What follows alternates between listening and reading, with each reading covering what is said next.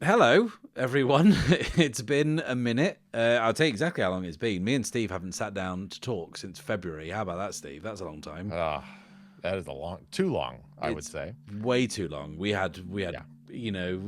delusions of grandeur this year that we would continue last year's streak of doing an episode every month, and Yep. we lasted 2 months. Yep. Then I got into the pocket of Big Gauntlet, and I was Yep. ensconced in playing games with them for like 3 months. The best part of that's eaten up my life. And then They since stole then, you away from me. I know, right? But I'm back now. I'm back. I've learned the error of my ways. And we thought that we would come back and talk about, something that has been in a lot of people's thoughts recently, which is the Ironsworn Legacies playtest, the alpha playtest. We are the Ironsworn guys, I suppose. We probably should talk about it. And actually, the last time we spoke, we talked about, there's some big changes coming to Ironsworn Legacy, like Ironsworn 2 2nd edition. Yeah. And we looked at them and we were like, these are quite bold. And then within a few months, we had a playtest. And we both sort of decided just to give it a go, didn't we? We certainly did. And I'm excited to talk about it. Yeah, so if you haven't already, then you should check out mine and Steve's individual playtests. They're both on our channels. And I think outside of the fact that there's a new iteration of Ironsworn happening, I think you and I both feel that one of the most exciting things about it was just playing Ironsworn again, because me and Steve both have slightly esoteric methods of making our episodes, which is, when we play solo, it's a lot of considering things and thinking about longer plot arcs, and I've talked about it quite a lot, that I generally tend to play my episodes over the course of several weeks, and it becomes a kind of semi-scripted thing, which is a lot of work and a lot of effort, and it just felt good, didn't it, Steve, to just sit down and play. So good. Yeah. I have also talked about, how when I started out with the show, I was just sitting down and playing, and the first episode of Errant Adventures was me doing the Ironsworn Starforged playtest. And it was my way of recording my game to post on the Discord, so that I could just share, because I had this thought of maybe it would be useful for Sean to rather than reading a play report that somebody had typed out, be able to actually hear somebody kind of talk through their thought process of reading through the rules and engaging with them, and that really kind of set the tone for what my show was going to be going forward. Was just me sitting down, hitting record, and just playing for an hour and 15 minutes, and then editing that down. And then a couple of years ago, I changed things up. I moved to more of the kind of scripting, writing stuff out and kind of thinking about a broader story. And while I think that's been fun, and I'm really proud of the kind of story and the material that has come out of that, it was so nice, and it felt like coming home to just sit down with a D6 and 2D10, turn on my recorder, and just play. And it has been at a time when I was feeling kind of burnt out and needing a break. And I even put the show on a break because I was just due to a number of personal circumstances in April, I did zero work and burned through the entire backlog of everything that I had recorded. I was just I can't keep up with this pace of sitting down, because it takes me, for a 30-minute episode now, that might take me 3 to 5 hours of scripting, and then an hour of recording time and editing, and then I try to do some sound effects and music and stuff like that. So it's this is a decent amount of time invested into it that I just have not had the last few months. So being able to just sit down and play has been so restorative. And I don't want to spoil anything. It's pretty fun. Yeah. Like Ironsworn Legacies, pretty fun. Pretty good. And like to sort of loop back around to show how our approach is to making our usual stuff isn't really compatible to sitting down and playing, is that like I thought after I finished the Legacies playtest, and I streamed those live for a studio audience who couldn't escape. I thought, I'll tell you what I could do. I've only got like maybe 3 to 6 episodes of Sundered Isles left. I haven't done an episode of Sundered Isles since February, I think, maybe March. So I was like, well, maybe I could just get Sundered Isles out and just sit down and play and just record it. And then I thought about it and I was like, oh no, actually Sundered Isles and that campaign, because it's so thought out and sort of like, considered, there's so many narrative threads that I just will not be able to pull on live. Like there's so much, it's its own thing now. And I sort of have painted myself into a corner with how that show is made, that like I have to finish it the way I started. But you alluded to it there. We played Ironsworn Legacies. I played 3 sessions. You played... I've done 4 so far. Done 4, okay. And I was only going to do 1. And then I left it on sort of a cliffhanger. And then I was like, well, actually, there was quite a few bits I didn't get to. So I did a second. And then Sean added a couple of other codices that I thought, okay, maybe I'll do a third because there's a bit more material there that can work with.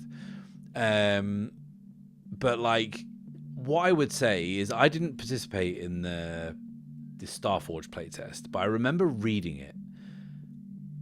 And I remember what that was like, and then thinking about what actually came out of Starforged, and I was like, there really wasn't that much in terms of like a resemblance. It was quite different. This felt very different for a couple of reasons. One, because the game is now so different, but it also felt different in the way that like this feels like it's building on something. It's building on a lot of what's been learned from playing Starforged. Yes, because a lot of people will be expecting a sort of like, oh, and I've seen comments to this effect. I've had comments on my playtest videos to this effect that like some people don't want a new game. They don't want a different game. They want all of the things that have been learned from Ironsworn and Starforged over the past 10 years, 8 to 10 years of development, however long it is now. And they just want them applied to a new, refined version of Ironsworn. And like, that's sort of what I felt like I wanted when, I sat down and thought about what Ironsworn 2nd edition was going to be like. But then having played it now and also heard Sean talk about what his desires are, and also like, spending a bit of time in the last year cozying up to other game designers myself, like it's sort of like kind of not that enriching or creatively satisfying to just sort of give a new coat of paint to your old game. Like, if you're gonna do a new version of a game, take a big swing. Yeah, I think there's definitely a law of diminishing returns when you take a set of mechanics that you've developed and then you refine them, and the more that you kind of go through that process of trying to refine those mechanics, at a certain point you're either going to have to make that jump to something else entirely in order to actually get something new and interesting to engage with, or instead of refining the mechanics, then you're just kind of stuck in this loop of like, okay, well, I've got to figure out more oracles to create about even more granular things in order to fill out, the page content, the page count of a new release. And I think that Sean has been really smart about this, of like, look, that other stuff is not going away. Like, it's not like he's going to pull the original Ironsworn from the internet. But he is opening up a new pathway of creative design within the general kind of environment of the Ironsworn games. And I think it's super smart, and I also think that it is absolutely the right direction to go in, because as someone who is not a game designer but who has tinkered around with little game design tidbits here and there, it feels like it is the core is still there. Mm-hmm. Like when I sit down and play, I still go, oh yeah, this is Ironsworn. I still rolled 2 9s on my first roll of the game for a miss with a match. It still feels like Ironsworn, but there's something new and interesting to engage with the idea of this like economy of advantages and misfortunes, and kind of like, instead of front loading the work with the moves, it's backloading. Once you've resolved the dice roll, now you have more work to do to kind of flesh out what that result means, which I think is it really speaks to the ethos of Ironsworn and like that next evolution of it. Absolutely. And to sort of we'll take the point of like jumping in now, as we've talked about how we've both sort of enjoyed it, to really talk about the biggest change, which is moves. So in Ironsworn Starforged, the last iteration of this game, there were 52 separate moves.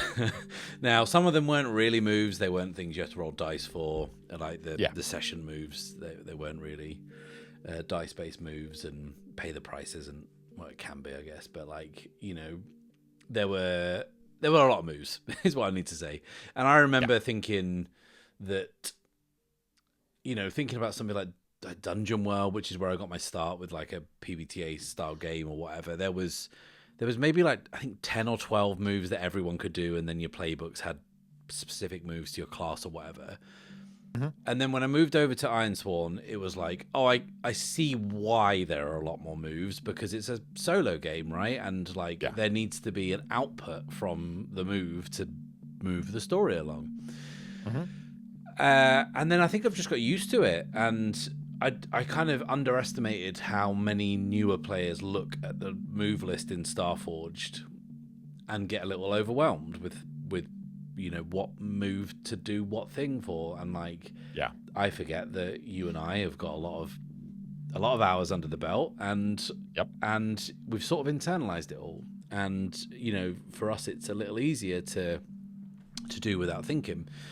And when we talked about it in our homebrewing Ironsworn episodes, where we did dabble a little bit in game design, didn't we? And one of the things we said that the first change that we would have made to a newer version of Ironsworn was those core adventure moves not having a stat lock on them, for example. So some of those moves were locked to only do certain stats, which meant that, like, if you wanted to compel someone, you actually had slightly limited options.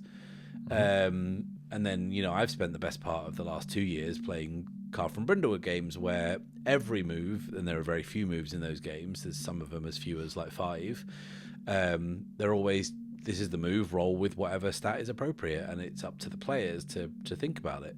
And when we did our homebrewing Ironsworn episode, we did some unstat locked moves, and we put them up, and people downloaded them, and they played with them, and they had a good time. Mm-hmm. And I think that, like, when you just make that decision and you free yourself from that, like, all of a sudden you're like, well, do we really need any other moves?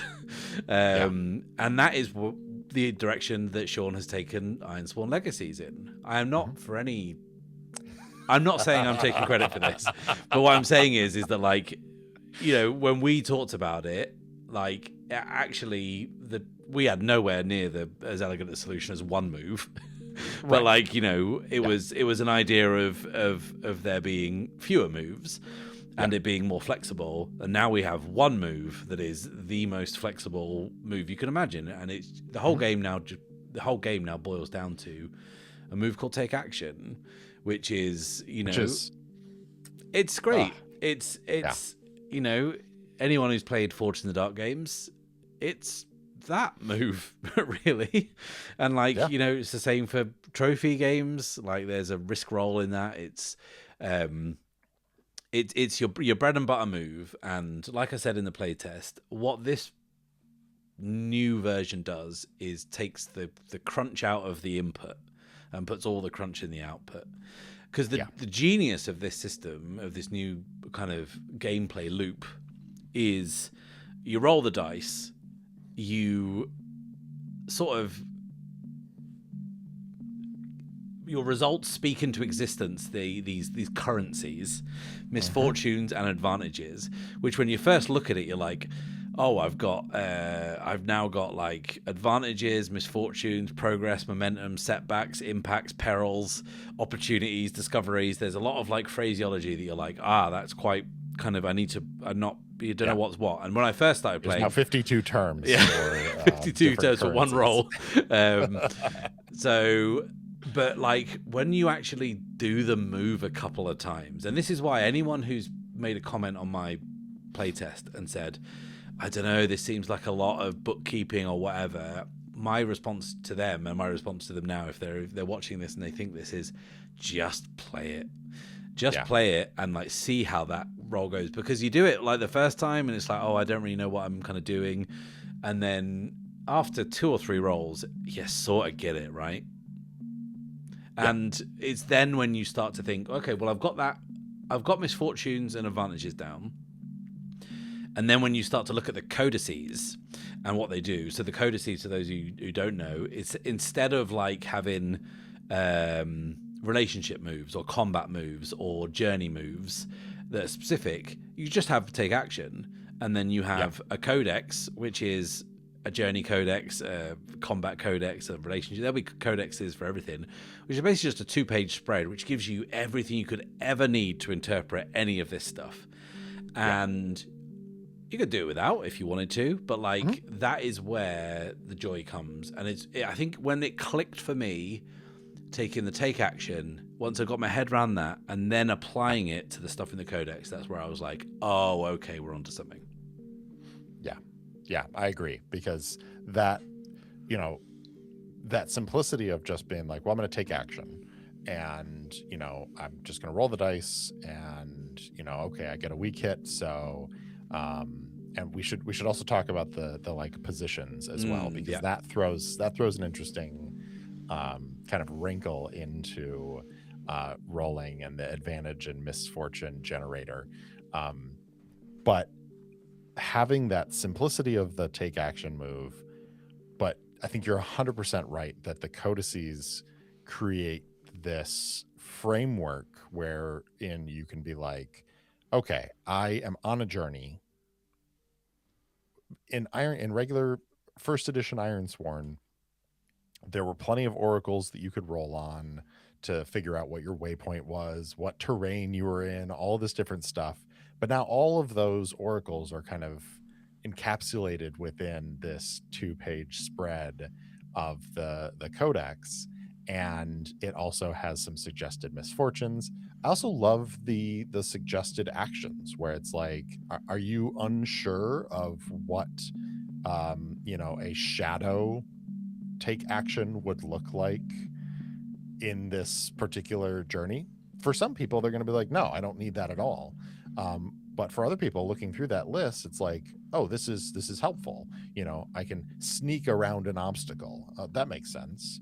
But maybe it's like, oh, lie to a passing traveler or something. It's like there are these sort of suggestions that help to create a framework. And I think this is something that, especially for solo play, and you're really, really, I think, hit the nail on the head with, there were all these moves in the original iteration of Ironsworn because it was a solo game, and because you, as a solo player, you don't have anyone else to bounce ideas off of. And so the game itself becomes the thing for you to bounce your ideas off of, to get, you know, inspiration from, in order to decide and figure out and discover the story as you go. Kind of breaking everything down to just one action, you still need that input. You still need that thing to bounce off of. And so creating these codices has really elegantly, I think, created something that is enough of a framework that you're not just looking at a blank page going, I don't know what to do, and I'm not going to spend the next 20 minutes leafing through the oracles, like, where was that terrain oracle again? It's all encapsulated within that journey codex.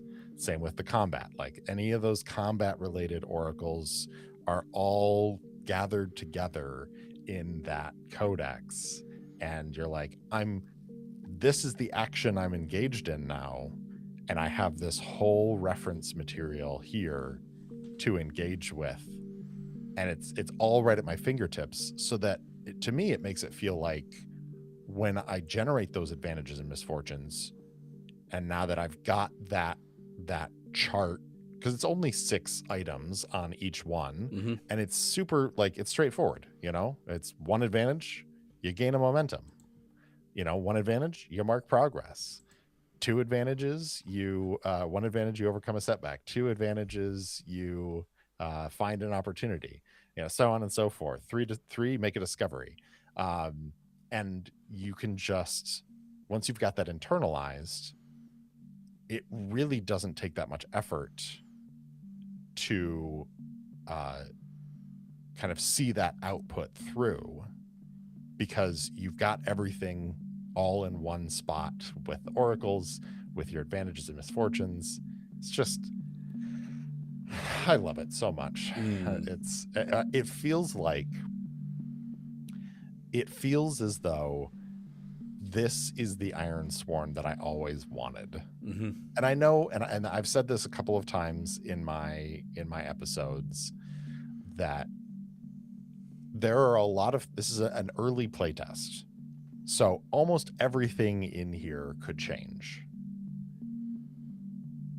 and we have to be prepared for that, because it is entirely possible that I'm going to fall in love with something that's going to get axed at some point in the future, and I'm ready for that, and I'm excited for that journey, and I'm excited to see where the iteration goes. But this path that Sean is walking with the design right now feels like it is something special, in a way that I almost feel like it's inevitable.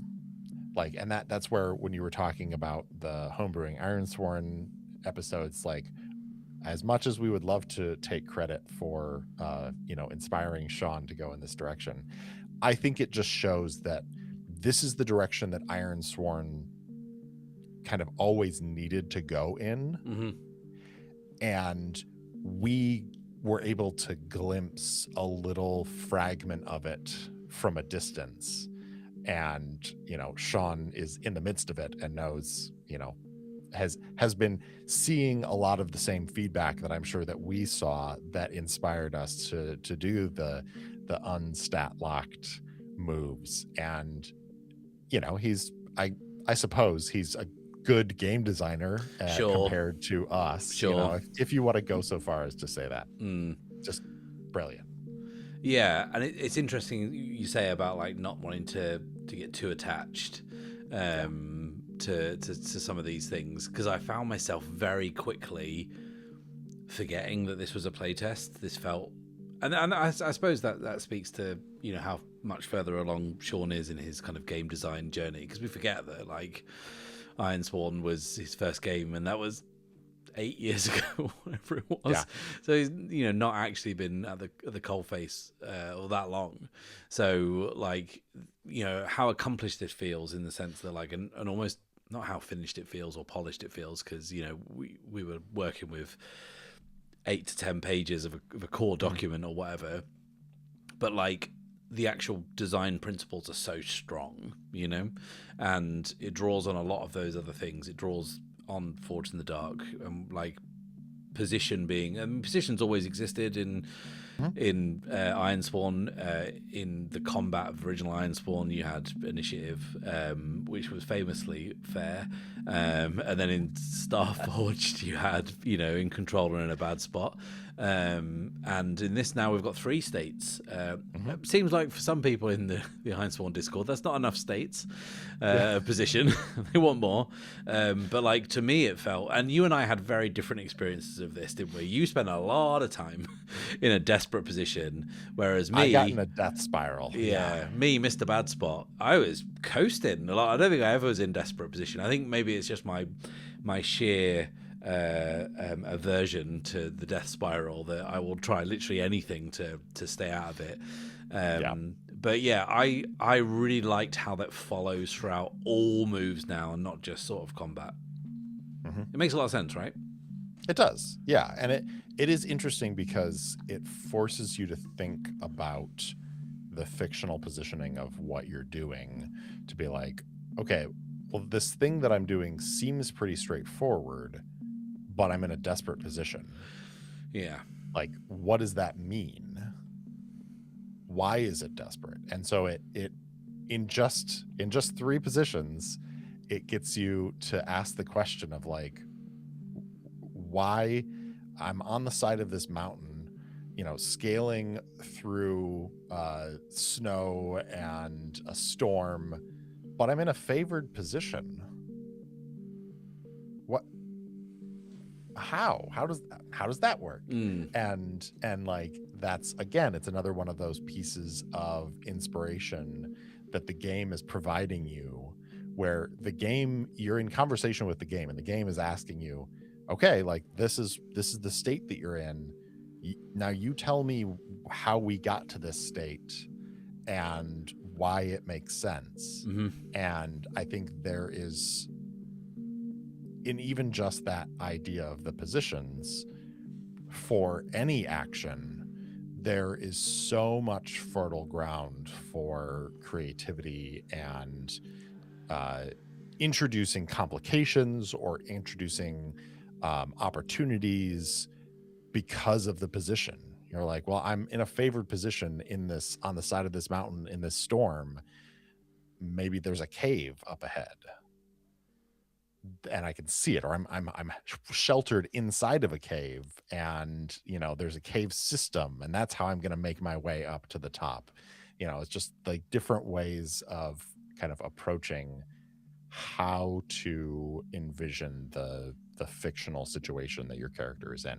And I think that from what we're excited about from that, you know, the 2 things, the 1 core move and then also those 3 positions, is probably a reason of why some people are a little more cautious, because like what I've noticed from a lot of the feedback in the Ironsworn Discord, for example, a lot of the chatter about, you know, how people have felt, some of the people that I've seen have talked about feeling a little bit like the handrails have been taken away, and like the structure of what they're doing, the moves provide this sort of narrative framework for what they were doing. And I picked up a little bit on this in the playtest, whereas like, because I swore an iron vow at some point, but like, and it was the end of the 2nd episode, I think, or the end of it was the end of one of the episodes. And then when I started the next episode, I was like, oh, I swore an iron vow, but I don't feel like I did, because I didn't read the move that said, when you do this,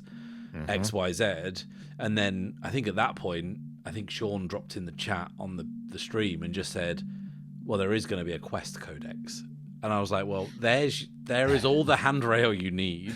Like, you know, that is exactly what you need. And I think it's, instead of reading a move that says when X, Y, Z, because we're so used to looking for those triggers now, like having a, when you do this, you turn to this page and look at these options. That's what you do, instead of like learning the moves off by heart. But I mean, you know, I've played, God, so much Starforged and so much Sundered Isles, but I probably couldn't tell you any of the moves off the top of my head, but I bet you after several months of playing Ironsworn Legacies, you'd know take action intimately, and the advantage and misfortunes as well. I thought that core game loop was really strong. I did wonder at one point whether, like, is this going to become monotonous? Is it going to be like, well, I take action, I take action, I take action? Well, then you stop thinking about it as take action. You just think, right, okay, I need to do something. I'm going to roll some dice. And, like, you stop thinking of doing the same move over and over again. And I look back at some of my older videos and think about combat, and then like, well, okay, it's strike again, and then, or okay, well, all right, now I'm going to have to gain ground, and you really flip-flop in between a handful of moves anyway. It doesn't actually make that much difference to dial it back, do one move, and then just have the position add all this context to what you're doing. Because that's a lot of what this is that, like, the codices and the position is just additional context to one dice roll.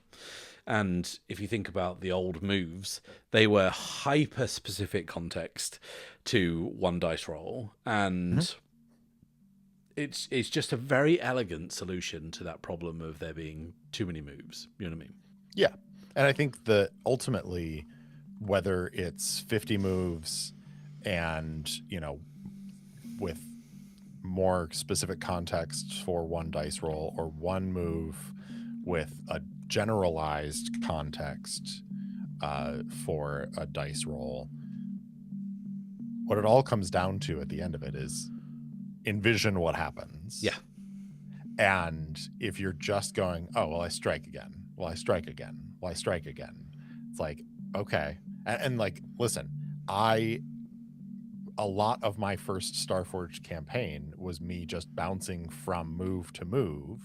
And like, I would, envision it in its like fictional situation. But like, for me in that recording, in that episode, that was my through line. That was what was pulling me forward, was I'm going from this move. Now I'm thinking about what's the next move that I'm going to do, while also thinking about the story. Ultimately, though, the move is just like, this is such basic Powered by the Apocalypse like theory, but it has taken me literal years of playing these games to internalize and like be okay with it. Of like, the reason it's called a trigger is because you're thinking fictionally, and then something happens in the fiction that triggers the move. And you don't need, when you have just one move that is more general, and then you have these specific codices, like, I don't think it's repetitive, because, as you say, you just stop thinking about it at a certain point. It just becomes, okay, well, that thing that I just narrated my character doing is not a sure thing, which means I have to pick up the dice and see what happens. I have to play to find out. And not having to think about, well, is this a compel or is this a face danger? Because, I'm not quite trying to get them to do something, but also it's a social interaction. I'm not really well, like, it takes some of the mental load off the front end. And this is what you're saying about like taking the load off the input and putting it on the output, where it's like, and this is why during your streams, I was just having a blast being like, time to take action, like, full caps. Looks like it's time to take action. Because it's fun to just think about it as like, you're doing something. Yeah. Like, your character is taking action. It is a really simple 2 words that encapsulates the protagonist momentum that a character has to have for a story to work. And I think it's just brilliant to take that load off of, because I can't count the number of times that I've had that debate with myself of like, well, which move is this? Should I do this move or should I do that move? And the longer I spend talking about moves, the less time I spend thinking about the narrative. Yeah. And so just boiling it down to, I'm going to take action. I love it.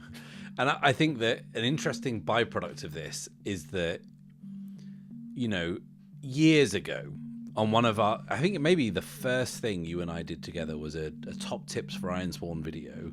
And I'm pretty sure, I didn't go back and check, but like I'm pretty sure that one of our tips would have been, not everything is a roll. And there are, like you say, there have been so many times that we have all played Ironsworn, Starforged, Sundered Isles, whichever iteration of it you want, and, you know, ummed and ahed between two moves that it could be either, and it's just an internal conflict that we are bringing the rules of the game into. And with this, I think a lot of people will find themselves rolling a lot less, because they will be like, well, actually, like, is this significant enough for me to pick up the dice and put it on the table? Yeah. And because take action is so general, you don't want to just be rolling it all the time for absolutely everything. And suddenly you've got this one move that you might do slightly less, that means a lot more, that has impact. You, like you say, it's the momentum that a protagonist adds to a story, right? It powers them through a narrative. And I think that it will make a lot more people stop to think about the narrative rather than the mechanics. And I think that, you know, Ironsworn and its derivatives, not like derivatives of, like other games that the Ironsworn family of games, I'll call them. Yes. Ironsworn family of games are narrative games.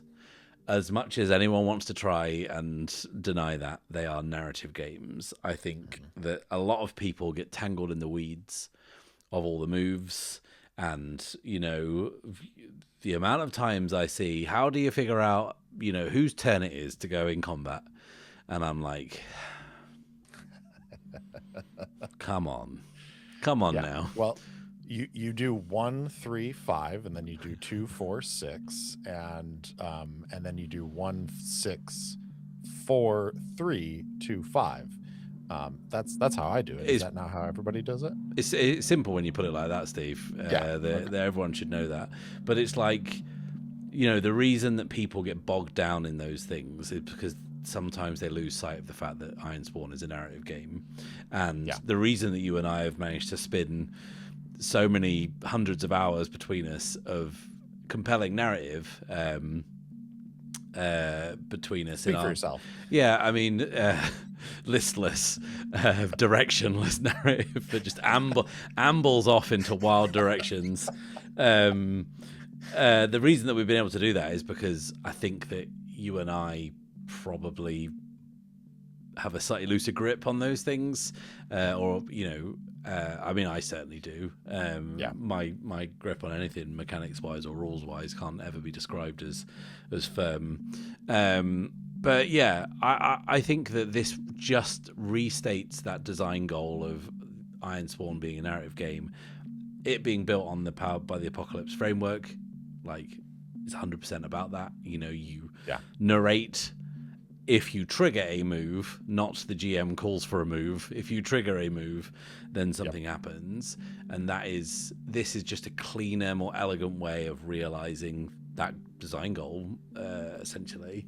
In your play... Go on. Oh, I was going to say, I do think, just because I can already hear the comment of like, well, but having to figure out what advantages and misfortunes you're spending on, and like having that currency that you're spending on those things is just more mechanical stuff rather than the moves. Like thinking about, well, what move should I put? It's then thinking about, well, what should I spend my advantages and misfortunes on?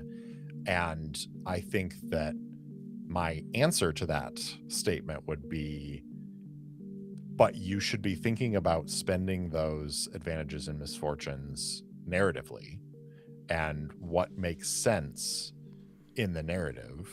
Like, there are definitely times where I am like, I'm just gonna spend this misfortune on ticking a clock because it is it's an easy spend for the first 3 ticks of that clock. But then what I found in my death spiral is I don't have any more setbacks or impacts that I want to spend it on. I don't want another setback because I'm already like 3 setbacks deep. And really the only option I have is to spend it on closing out that clock, because at this point I can't narratively justify not taking that gun off the mantle, because I put it up there. When I decided to put it up there, I knew it was a risk. And I now can no longer narratively justify a pack of wolves not showing up when I've just spent the last 20 minutes getting beat to shit across this this battlefield, and there's baying of all this stuff. So it's like I can understand where somebody would come at it and be like, well, you're just shifting those mechanics to the output. It's still a mechanical debate of like, well, what do I spend it on? I have to think about the mechanics. But thinking about spending the advantages and misfortunes, one, I don't feel like it's as onerous as trying to figure out what move should I do. And 2, I think that it really, for the most part, your position, your the where your character is in the narrative at that moment that you picked up the dice, a lot of times it will tell you exactly how you should spend those advantages and misfortunes, and you may not like it, but that, like, trust the narrative, follow the fiction. Yeah, fiction first. And yeah, I like Chekhov's wolves as an idea. In my own game, it was Chekhov's egg. Yep. that slowly hatched, and I had that same feeling. Like, the minute I set that up as something that was an impending doom, it was like, actually, okay, well, if I deal with all the things in the immediate vicinity and I've got nothing to spend this misfortune on, well, then I guess we're going to put some time pressure on like something that's a little more zoomed out. And complications and failure is what drives drama. And these games, and Powered by the Apocalypse in general, just by having non-binary success, right, and failure, drive narrative forward. Like, the most likely result you will get in a PBTA game is a success with a cost, or a failure with an advantage or whatever. And that's the world we live in terms of the RPGs that we play and the RPGs we're talking about. What the new version of Ironsworn does is sort of like give us more tools with which to codify our misfortunes. Oh, because they're coming. They're coming. Those misfortunes are on the way. And you gotta believe it, right? I played 3 sessions and I rolled like a fucking golden god in those 3 sessions.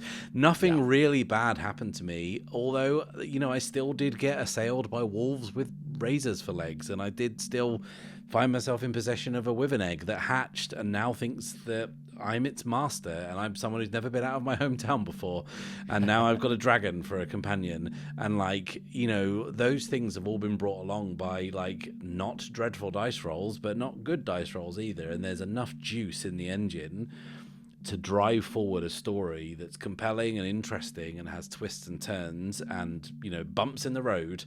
And I think it's a very elegantly done revision, this this Ironsworn. Kind of a revision, it's a revolution, I guess, in the Ironsworn Yeah. games. Someone did say on my channel, like, I'm all for a new Ironsworn game, but like call it something different and don't sell it as Ironsworn. And I was like, well, lucky this is called Ironsworn Legacies, and Ironsworn, that's another game that just exists, so it's fine.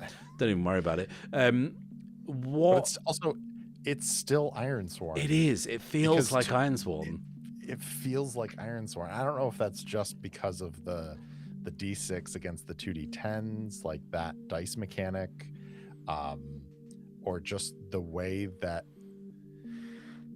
I've played a lot of solo games at this point, and I come back to Ironsworn because to me there is nothing else that quite sings as much as that gameplay loop does. And I think it's a combination of just the genius of resolving things in one roll with the D6 and the challenge dice. I think it's the plethora of oracles to create that feedback that as a solo player we need. And then also I think it is the most well thought out solo game. Or like, I agree with you that it is a narrative game, but I definitely am someone who I like mechanics much more than you do. I enjoy the little fiddly bits that I get to play with, and I think that Ironsworn, the original, Starforged, and now Legacies, really walks the line between you can lean more into just being purely narrative and kind of, ignoring some of the mechanics, or, only engaging with them occasionally, or you can engage with them heavily, but you're still going to get a narrative out of that experience. And I think, to me, that's the thing that's really special about Ironsworn, is that regardless of if you play it from a more narrative standpoint, or if your narrative and, the little dials that you can turn, or if you play it more like a board game, you're still going to get a narrative. You're still going to get a story out of it, because the game itself cries out for that. Yeah. That's what it exists for. I was gonna ask you, and we'll come back to it, about was there anything you didn't get to in your playtest? Because like, there's some stuff that I didn't get to, and I didn't include a lot of the stuff that's in the playtest rules because I couldn't quite get my character to that point. But like, before we get to that, I just wanted to ask, like, did you feel like there was anything missing at all from health, spirit, and supply being removed from the game?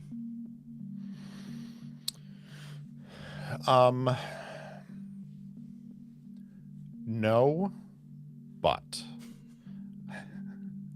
I think it took me a minute, because my style of playing Ironsworn is a little bit more on thinking of those as like a pressure relief valve, where it's like narrative consequence, narrative consequence, narrative consequence, narrative consequence, mechanical consequence, and we like, that mechanical consequence kind of pays off that buildup of narrative consequences. I felt less free initially to do that sort of like narrative consequence, because I wasn't thinking about a setback as the thing that I'm going to spend a misfortune on is basically just a narrative consequence. And for some reason, like, and this is, I think, purely me. I don't think this has anything to do. It just was the way that my brain like read through the material and absorbed it, that I didn't use setbacks as much during my death spiral as I should have. And so I put a lot of stuff towards the impacts, and And so I feel like I was still treating the impacts as they are in Ironsworn Legacies, much like I would the health and spirit tracks of the old days. I feel like I've got a better handle on that now. So I would say, no, I don't feel like I miss those now that I've made that little bit of mental adjustment in like how to engage with impacts as opposed to the health and spirit and supply tracks. I found it very interesting because of how well I rolled. I didn't mark a single impact the whole game, the whole 6 hours that I played Ironsworn Legacies. That's by choice because I always found something more interesting to spend the misfortunes or advantages on. But what I would say is that like it's interesting to hear you describe them as narrative and mechanical and them being separate, and I feel now like they're the same thing because you know, to fill out like for example, looking at the character sheet now, give yourself 3 impacts on spirit, and you know it says you've suffered a minor impact and you are stressed. Now in old money you would be on spirit 2. Now I've been stressed in my games and been on spirit 4, spirit 5, spirit 3, spirit 2, spirit 1. And I feel like this just gives you more of a framework to work with. I've got this sneaking suspicion this is going to be the one thing that doesn't stay from or this gets revised. But like every time I looked at taking an impact, I didn't because I decided not to. But I think having now had some time to think about it, I would be way more into doing that and leaning more into the descriptors that these, you know, the stages have of minor, severe, binding, lasting, and ruinous. I don't know if they work as intended quite as, you know, at the moment. And, but like, I think it's better than saying, well, I feel really bad. You know, it's because I'm at spirit -2 or at spirit 2. Whereas in this, like you can genuinely say, well, I've had a severe impact and I am shaken, and that's way easier to feed into everything else you're doing. And again, ask all those questions. How am I in a favored position and shaken? Like, you know, like what does that look like? What is going on there, and how can I represent that in my story? And what, you know, it's all grist for the mill, as it were. But just a thought. Like I kind of felt like they gave you more to work with than a number go down, right? Even though that's not it was abstracted before, like, you know, but most of the conflict I think I've had in my Starforge games, and we've talked about it before, of, you know, Luna having a broken leg and hip but being at health 5 because, you know, she rolled real well on a sojourn, like, and I think that like this gives you more to play with. In terms of go on. I was gonna say, I think to tack onto that as well, the new idea of, you know, you have to spend boons to clear impacts above a certain level. And so like in my playtest, because I leaned more heavily on the impacts, and like I hear what you're saying, and I feel like with the old Ironsworn, I thought of it as when you pay the price, you can pay that price, quote unquote, narratively, or you can pay that price by taking a -1 to health or spirit, supply, you know, anything like that. So I view that as like narrative versus mechanical. Now, the pay the price, there is no pay the price. Like you get misfortunes. You get a lot of misfortunes if you're in a desperate position, and also your momentum is ticking down. It's bad. It's real bad. And definitely needs some like tuning, which I think Sean is doing. But my character got to the end of this fight, had to run away from it with 3 minor impacts in health, spirit, and supply, and then I had a a like severe impact or whatever ticked under supply. And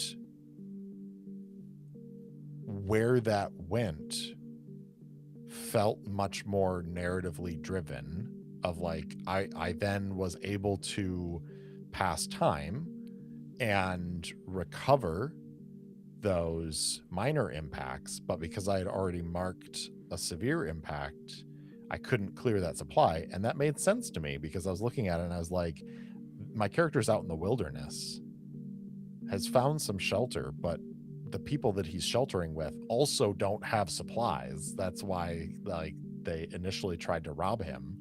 And so they have a little bit of food, they have a little bit of water as a collective group, but that impact doesn't clear because it's pretty grim. Like they're rationing at this point. Mm-hmm.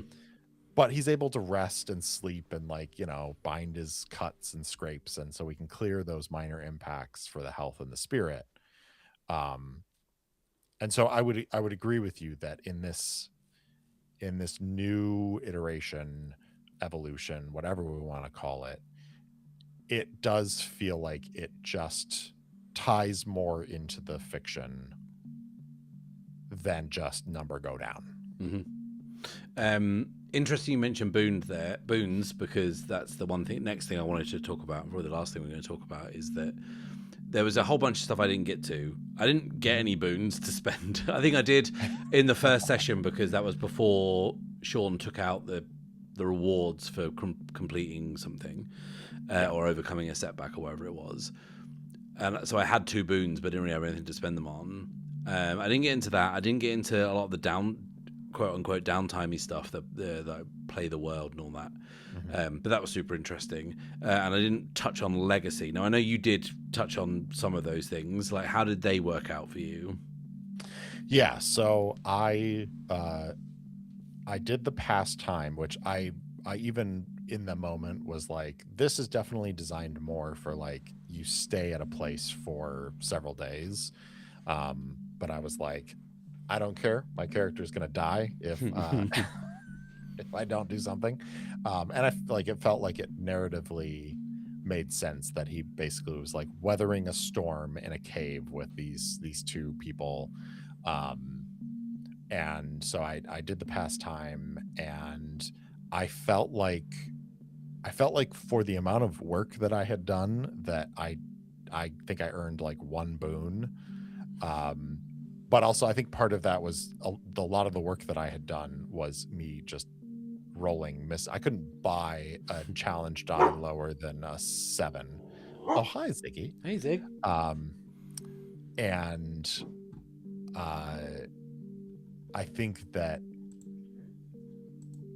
there's probably some more tuning around the boons, but I liked being able to get boons for completing I think it's completing challenges or something like that, where it's like not a lot, but because I didn't take on a like extreme challenge or anything like that.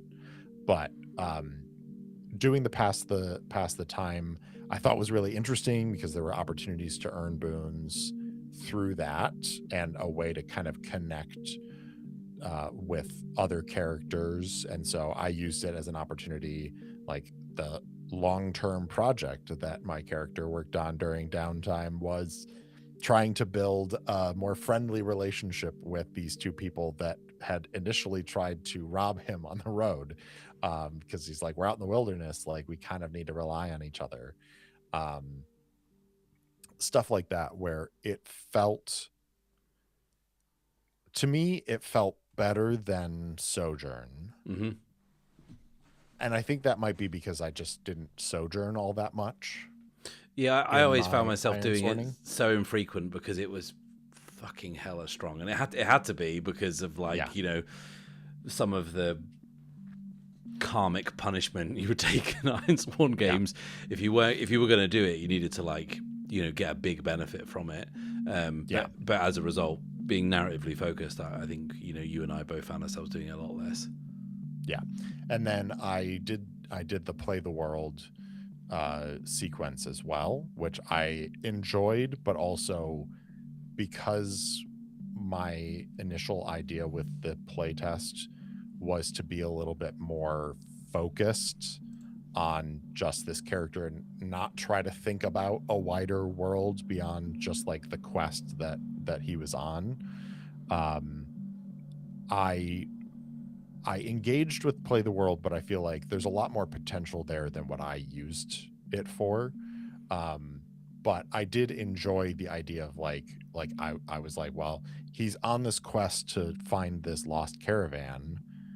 So I'm going to make a negative clock of like morale in his hometown of Wyvern's Rest, worsens as a, like, it's a timer of like, if he can't find that caravan fast enough, then things are going to get worse at home. And like starting to play with that idea of like, that's I think implied in there, but is not as fully fleshed out yet. But this idea of like creating havens, as like bases.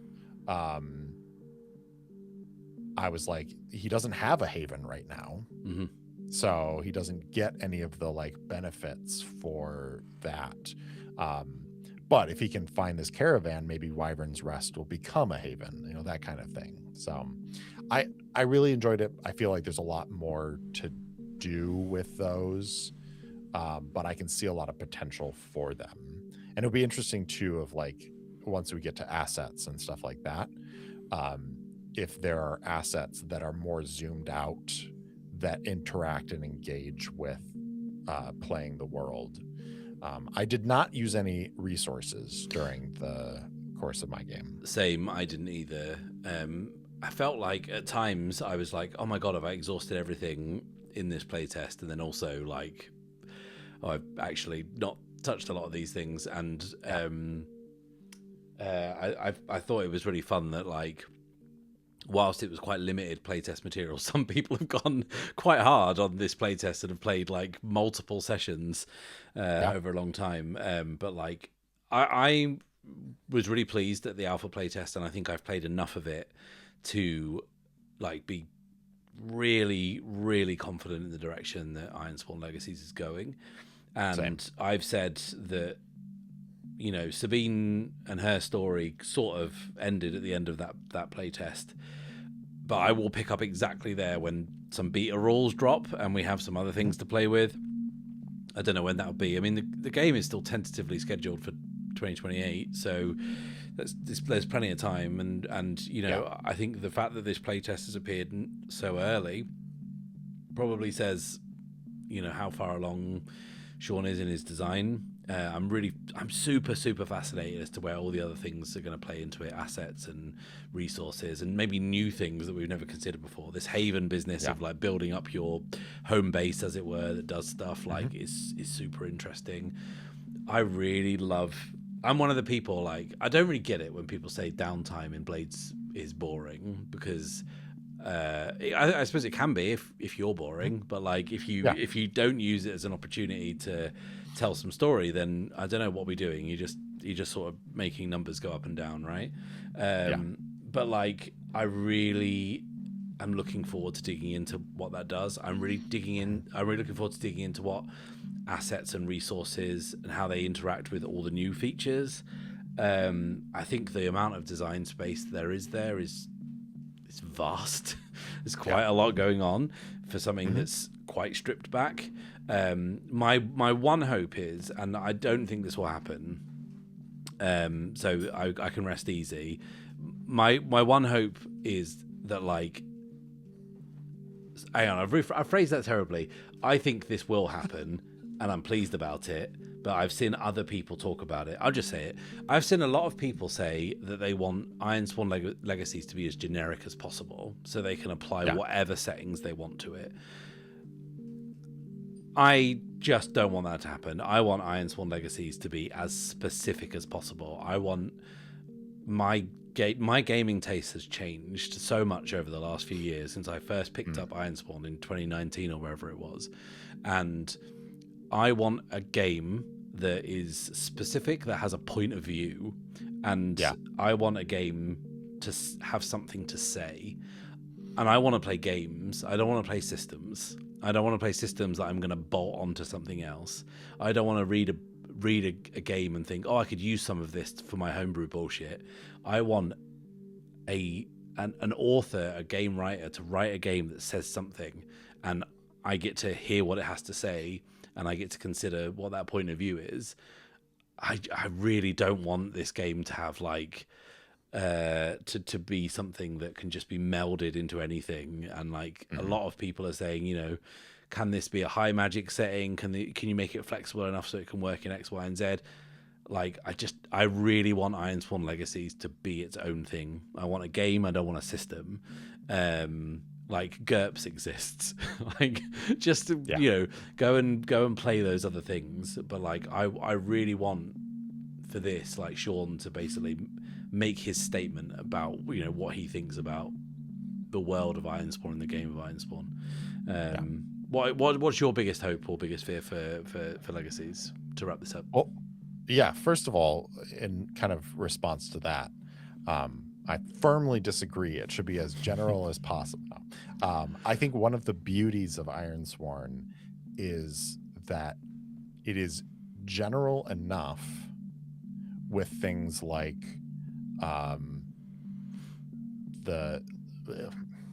it's general enough, but it's also like specific enough with the truths, where, like, you know, we found this in Starforged, where we both picked, like, we picked different truths for some things, and we picked the same truths for some things, and our interpretations of them were wildly different.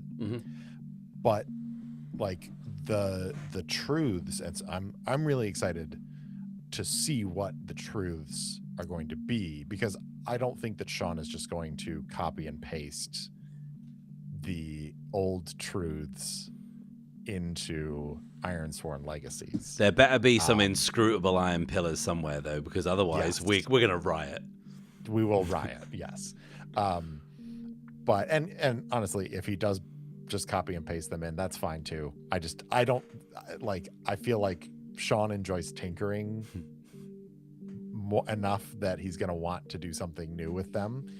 But that's the beauty of it to me, is like Ironsworn is a statement. Like, it is a very specific style of play, and the fact that like Starforged has some different mechanics is not necessarily only because Sean wanted to try out new game design, but it's a different way of playing and thinking about the game. Like, Ironsworn is a more brutal, grim struggle of a game, and that's intentional, and that's a good thing. And also, like, you can just homebrew and put high magic in it. That's out there already. Like, if you want to dilute your game, that's fine. You can do that. But there's enough specificity with the truths where it creates this, again, it's this framework that you're interacting with as the player, where you and I both have a Wyvern's Rest in our playtest world. They're totally different places. We both have black pillars, and what were the dudes in Starforged? God, I should know this. Yeah, right. What are they called? The kind of Inquisition type guys, you know, who are after dead. Soulbinders, like, is that right? Soulbinders. There you go. You got it. Yep. And we had two very different interpretations of what a Soulbinder was. And so that's where, like, I think that's the beauty of the Ironsworn family of games, is Sean puts specific things into the game, but leaves it general enough that your version of the Ironlands is going to have some similar elements, but it's going to look very different than my version of the Ironlands. But it's still identifiable and recognizable as the Ironlands. Yeah, absolutely. which I think is just aces. So this is me spiraling my thoughts off into another direction, and this is perhaps something for us to do next time we do a home brewing Ironsworn episode. Is that like a year and a half from now? Year and a half from now, yeah. Yep. I don't think I've ever seen anyone write homebrew truths because you're encouraged to write your own if you want to, but I've never seen someone release like, here's some truths for the Ironlands or for the Forge or the Sunderdials or whatever that are just completely different. And I don't know if there's something in that, you know? Yeah. Like, I don't know if there's something interesting there. I don't know. Yeah. Maybe and if somebody has done it, please link us to it so that we can check it out. Yeah, absolutely. Wicked. Right, thanks everyone for listening to our thoughts. They're kind of pretty general, but as you can tell, we're big fans of Ironsworn Legacies, as you would expect from a couple of Ironsworn guys. That's right. We're contractually obligated. We're contractually obligated to enjoy. Sean is very litigious. He is all over us if we basically step out of line. He comes at us with an inscrutable iron pillar. And yeah, so let us know if you've played Ironsworn Legacies. How did your playtest go? Did you get stuck in a death spiral like Steve, or were you immune to that sort of stuff because you don't have a skill issue like me and had a great time? Pleasure cruise through a swamp with an egg, essentially. But yeah, let us know. And God, Christ, we should probably record again soon, Steve, rather than leaving it 6 months. I would think that we should probably record. I mean, let's do 3 months, right? Let's split the difference. Yeah, let's do that. So we won't leave it. We won't leave it as long. But yeah, until then, everyone. Goodbye. Bye.